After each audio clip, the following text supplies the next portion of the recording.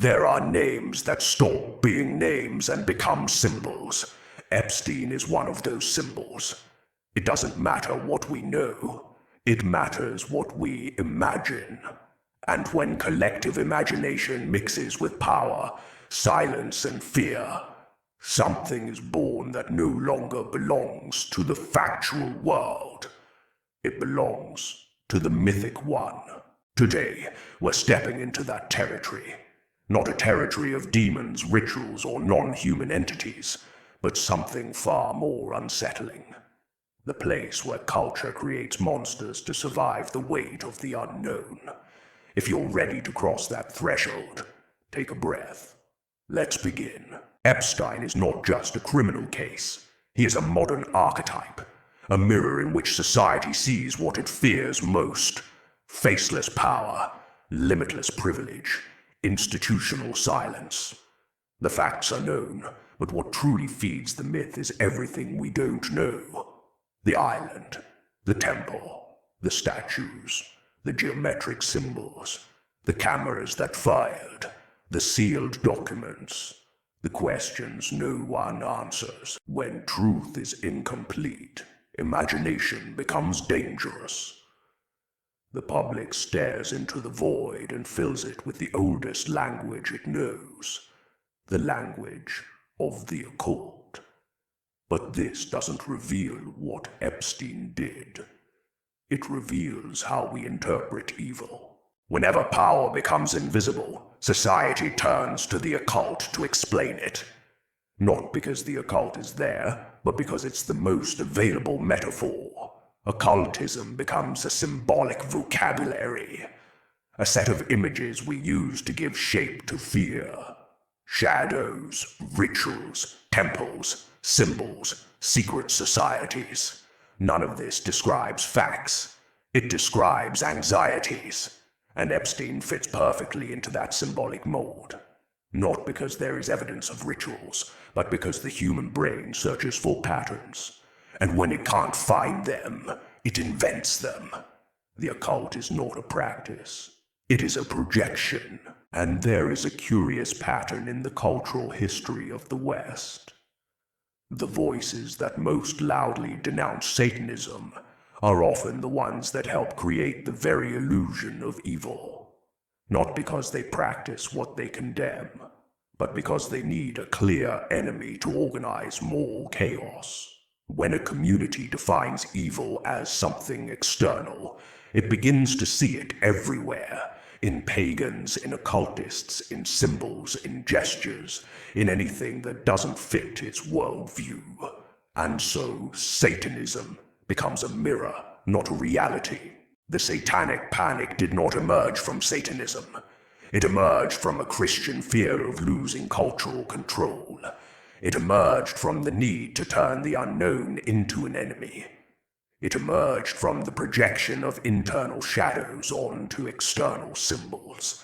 And this is where the narrative distortion reveals itself. In trying to fight evil, certain discourses end up invoking it symbolically, creating a theater of invisible threats that never existed outside collective imagination. The result is paradoxical.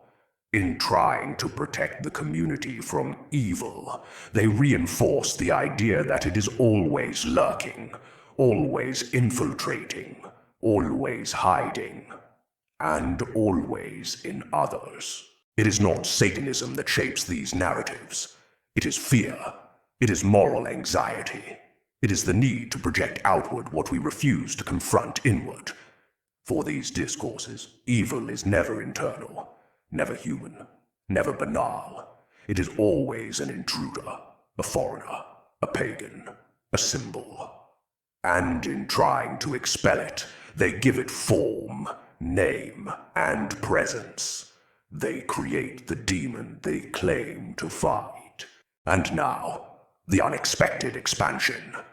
Today, fear no longer wears black robes.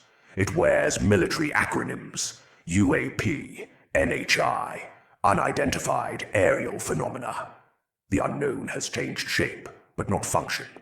Just like during the Satanic Panic, We have fragments of information, contradictory testimonies, and a void that imagination rushes to fill. And when power, secrecy, and silence converge, the public creates narratives that connect everything. Epstein, the occult, elites, UFOs, non-human entities. Not because there is factual connection, but because the brain prefers a coherent lie to a chaotic truth. The internet amplifies everything. It mixes facts, rumors, and symbols. It turns real cases into modern legends, and it creates entire ecosystems of symbolic interpretation.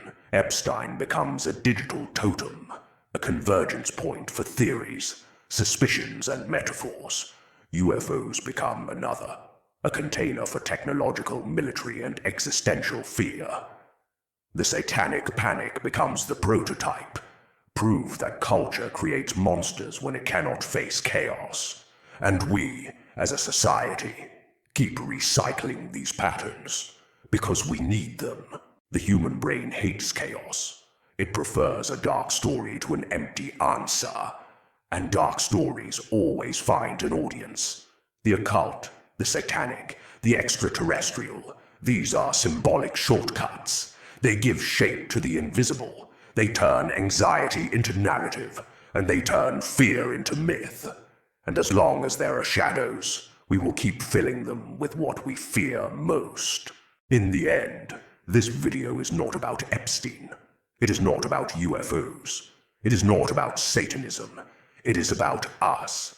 About the way we create monsters to avoid looking at the real horror, human evil, banal, ordinary, that needs no demons to exist. And perhaps modern occultism is not found in temples, islands, or lights in the sky.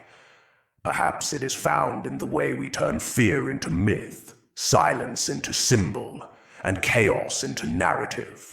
As long as there are shadows, we will fill them, because that is what humans do. We create stories to survive the unknown, and this is just another one of them.